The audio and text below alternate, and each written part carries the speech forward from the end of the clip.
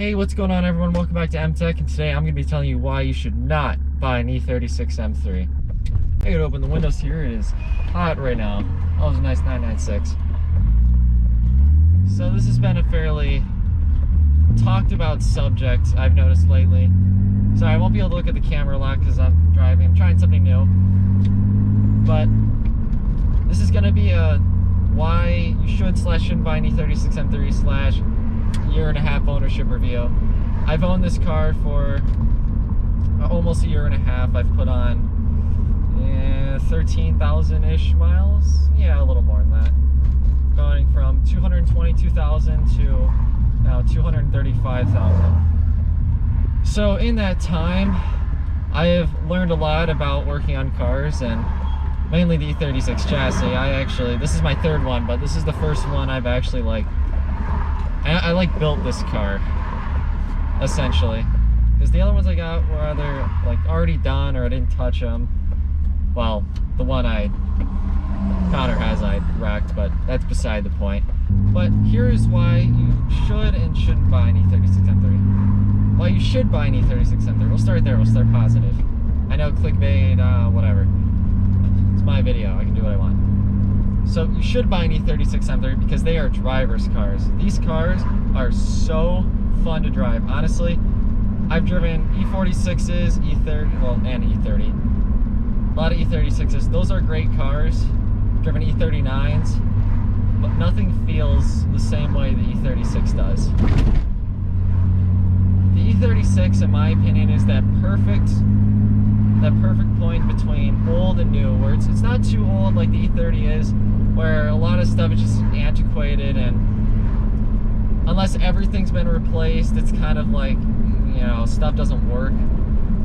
But it's not too new like the E46. You still, the E36, sorry, you still have cable throttle, and it just feels, it's more like direct feel. Like if I steer back and forth, the car just instantly goes where I want to go. You kind of lose that with some of the more modern BMWs, in my opinion. And it's a driver's car. It's really fun to drive. With that said, prices on these cars over the past, well, I'm going to say since COVID, have really shot up. Do I still think an E36 M3 is worth it at $20,000? I do. Now, I'm biased, but I think for the money, even at 20 grand, because 20 grand, that gets you a perfect one in a choice color, everything you could want. I think that's probably what they should have been to begin with. Actually, 20 grand's a lower mileage one. We'll say 15. Because at 10 grand for a really sorted E36 M3, that's a steal. That was a steal. That was the prices for a while. And honestly, that's for any performance car, that's really good, especially nowadays. Now this one, I'll talk about my experience specifically. I bought this one for 6 grand a year and a half ago now. It was May, oh, it wasn't a year and a half, it was like a year and a quarter. May of 2020. And when I bought it, it had no paperwork except for that of the manual swap, which I then had to go and redo because of, well, actually I didn't have to. I kind of got screwed by a shop, which is something I'll get to in a moment. But it's a high mileage car, and it's got high mileage car problems, which I'll also talk about later in this video. So let's get to things you need to know if you're going to buy one of these. One, you have to work on it yourself, or at least be willing to. You don't have to do everything. Like some of the bigger stuff I've had, like I'm going to be doing a whole subframe overhaul. I'm going to send that to a shop. I don't have space. I have nowhere to drop a subframe. It's not the type of work I'm interested in. So I'm going to pay someone else to do it. But so like if your alternator goes bad, or like you have a small vacuum leak or something, cooling system even, if you go to a shop, every time any little thing breaks, this car will nickel and dime you until you're broke. You'll have no money left. Even though it's an older BMW, it's easier to work on, but you only get the advantage of that if you're working on it. If you're just gonna pay someone else to work on it, you're buying the wrong car. That's part of the appeal of this car, is that they are easy to work on. Now with that said, if you really have no interest in doing any of your own labor, can probably sort one of these on top of what you paid for it. We'll say you bought, like, in today's market, like, you know, 8-10 grand M3, and you want to go over the whole car for $10,000, you could probably have a brand new car, honestly. With that said, you could also spend less doing a lot of your own labor. It's just what I would recommend. Now on to another thing I like about these cars is the styling. The E36 has just a really classic, kind of like I said before, it's like not too old but not too new. Classic, like it was the bridge car for BMW between old and modern. It's got the boxy 90s styling. It's really, I think it's one of the best looking BMWs ever made. And that's something I've noticed a lot of people agree with.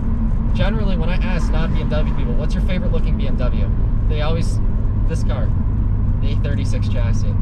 It's just styling that anyone can appreciate because it's so simplistic and minimalist, but it's at the same time, especially if you have the M car, it's got the perfect amount of aggression. And I really like that about this car. My dad had a 1992 325i that I grew up with, basically. He owned that car for, I want to say like 11 or 12 years. He daily drove it for most of that until the last few years. That was technically my first car. But that thing, by the time it got to me, my father had certainly got his use out of it. I had like 208,000 miles, but he hadn't really put much money into it, so it was rusty. Had suspension problems, this and that, and it was a $500 car, honestly. The engine was knocking too, because he didn't know you're supposed to put 89 in it. Which unfortunately, on those older BMW ECUs, they're not as good at knock detection as the newer ones are. Like even this car is really good at knock detection, but not that I would put 87 in this car. But yeah, the E36 is a really nice looking car, and I think even today I still get compliments and stuff. People will have like, you know, $30,000, $40,000 cars come up and be like, hey, nice car, man. You know, it's just fun. Alright, so now we'll go on to the nitty and gritty of this video. Why should you not buy one of these? We'll start off with the obvious. They're expensive. For an old car, you're not getting a lot of car for your money anymore with one of these. You're paying for the aesthetic, 90s aesthetic. You're paying for the driving experience, obviously. It used to just be the driving experience when they were not as old. But now they're old, people have nostalgia for them. Oh, you know, I saw those when I came out, I wanted to buy one, but couldn't afford it. That now I can afford it. So the prices have gone up. With that said, $10,000, it doesn't get you a lot anymore. Go back to 2018, even 2019. 5 to 10 grand, you could get a fairly good car for that. Now you don't get a terrible car, but compared to what you used to get, you're getting, you know, pennies on the dollar as far as value goes. And with that said, these cars need a lot of work. The one I bought was 222,000 miles when I bought it. I didn't realize how much work this car is going to need. Something people don't understand, and I didn't understand, is, yeah, the car can take 222,000 miles. It can take 400,000 miles, even 500,000. But the amount of work you have to put into a car to keep it going that long, it's not just oil changes and spark plugs, I can tell you that. I mean, you have to, every 200,000 miles, you basically have to redo the entire car.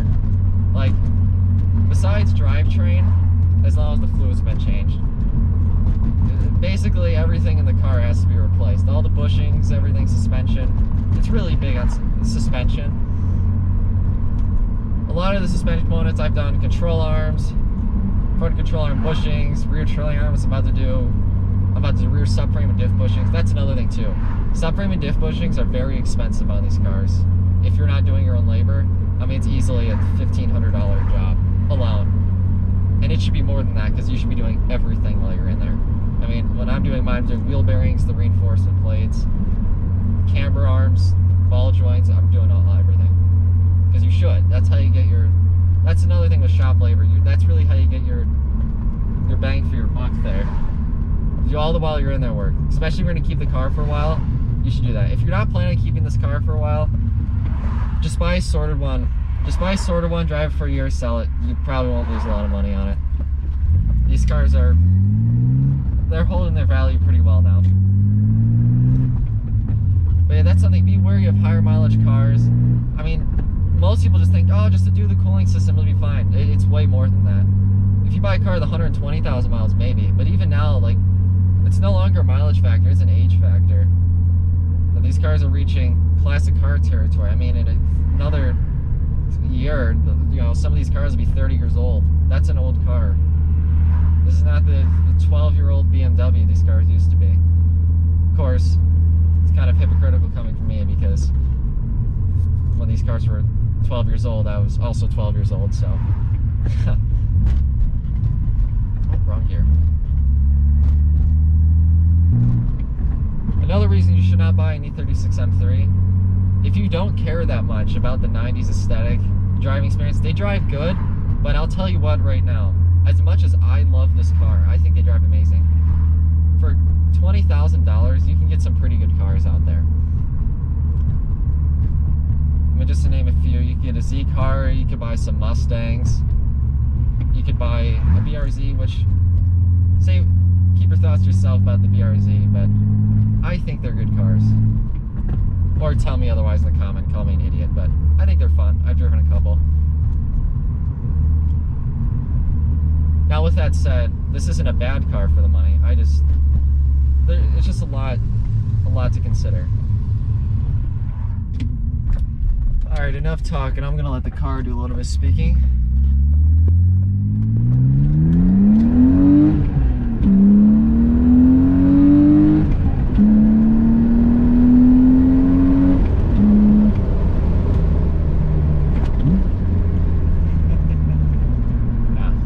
It's fast for what it is. So, I guess I'll go into a little conclusion here. Frankly, I love these cars. I think enthusiasts can still continue to enjoy them. But they're not daily drivers anymore. I mean, this is a classic car. I'd love to say, oh yeah, there are millions of these still out there, or billions, whatever. But the truth is, these cars face a lot of attrition. And I mean, it used to be a few years ago, part out, part out, part out. Now it's an M3 gets part out, everyone's hounding the guy for, you know, his diff and shift boot and shift knob, because it's M. But I think that knowing what I do now, I don't think I would have bought this car. I would have saved up more money, bought a better daily driver, and I would have just bought a nicer one. With that said, I love this car so much, and I am glad that I got the experience of actually building a car. Building. But I basically made this car what it is. When I got it, it was, bone stock, and it was bone stock and needed work, whatever. And I guess I can be proud of that. But as a second car, oh yeah, these cars are awesome.